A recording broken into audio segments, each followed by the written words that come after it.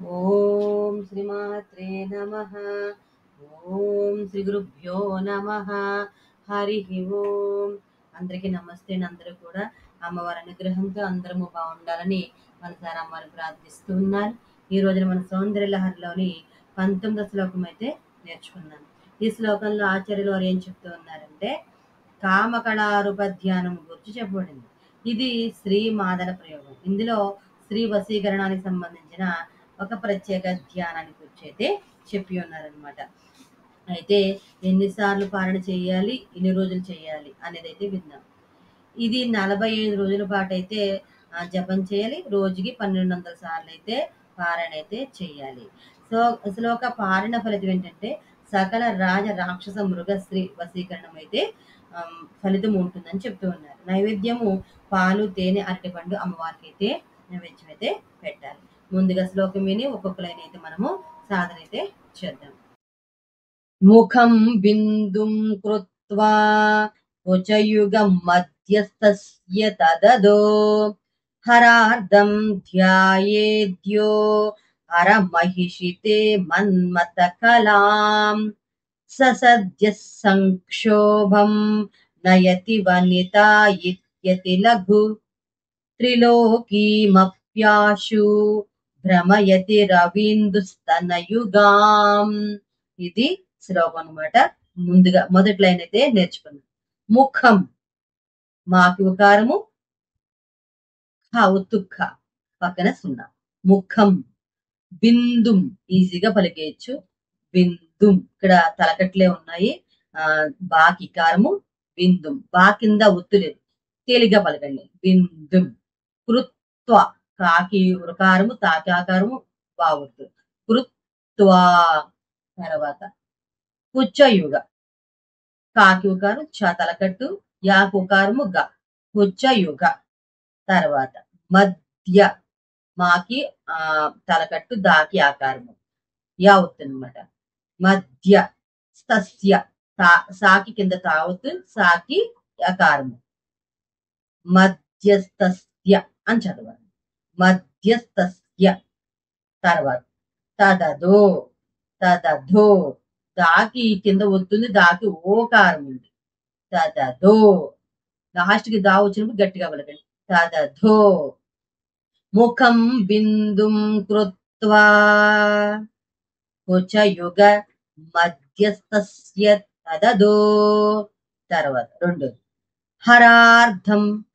హరార్థం హ తలకట్టు, రాకి ఆకారము, రా కింద తావత్తు. ఒత్తు థా అంటాం కదా, ఆ తావత్తు అనమాట. పక్కన సమయం. హరార్థం. హరార్థం. హరార్ ఇక్కడ చూడండి, ఇక్కడ హ రా ఆకి ఆకారము, పక్కన రా శబ్దం పలికి కింద తావత్తు పలకండి. హరార్థం. హరార్థం అని రావాలి. హరార్థం ధ్యాయేద్యో. ధాకి ఆకారము కింద వస్తుంది, యావత్తుంది. ఏకి యాకి ఏకారము, దాకి ఓకారం, కింద యావత్తు. ధ్యాయేద్యో. ఇక్కడ దాకి ఒత్తు లేదు. ఎలా పలకాలి చూడండి, నెమ్మదిగా పలకండి. ధ్యాయేద్యో అన్నారు. ధ్యాయేద్యో అని గట్టిగా పలకూడదు. ధ్యాయేద్యో అని పలకాలి. తర్వాత హర మహిషి. ఇక్కడ అన్ని తలకట్లునే షాకికారం, హాకికారం. హర మహిషి. తే తాకి ఏకారం. తర్వాత మన్మథ కలాం. ఇక్కడ మన్మథ, ఇక్కడ మన్మథ కాదు, మన్మథ అని చదువు. మన్మథ కలాం. హరార్థం. హరార్థం ధ్యాయేద్యో హరమహితే మన్మథ కలాం.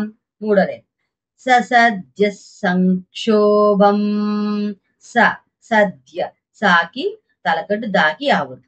ససద్య గట్టిగా పలకూడదు, కింద ఒత్తులేదు.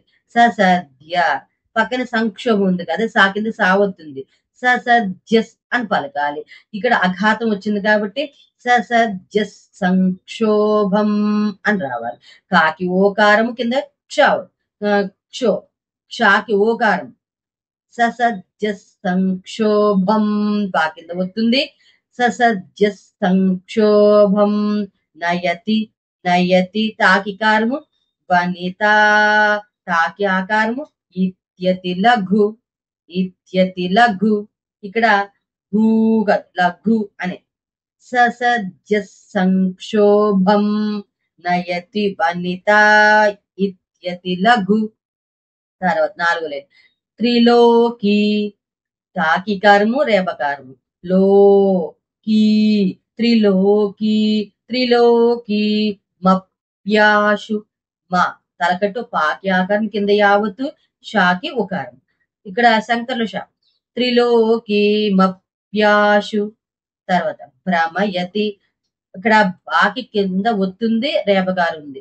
బ్రహ్మయతి రవీందుస్తనయుగాం రవీందుస్తనయుగాం సా కింద తావత్తు రవీందుస్తనయుగాం స్తనయుగాం స్తనయుగాం అలా అనమాట.